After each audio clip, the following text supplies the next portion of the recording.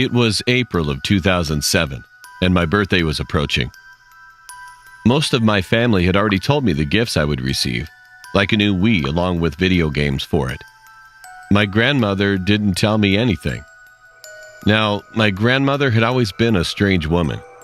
She wasn't very talkative, but I liked to hear the stories she told. They were creepy, but intriguing. She told me she was going to give me a book. She didn't show it to me, nor did she tell me what it was about.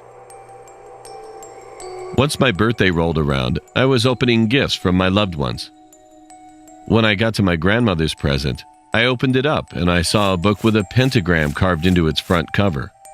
I picked it up and thought nothing of it, because at the time, I didn't know what the shape was or what it meant. As soon as I grabbed it, though, everything went pitch black. When I woke up, my family was surrounding me, and my mom was scolding my grandmother about giving me the book. My grandmother looked at me, but her eyes were evil-looking. That night, when I went to bed, I was having a pretty good dream. But suddenly, something woke me up. I looked around and saw nothing. Then, suddenly, I saw a shadowy figure in the doorway looking at me.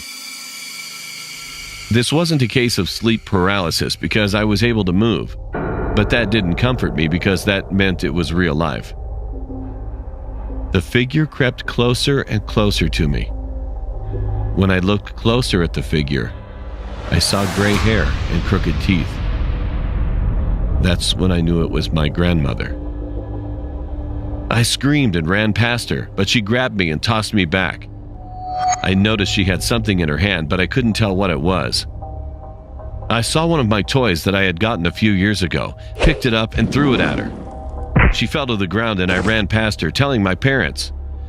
My parents called the police and they got there and arrested her.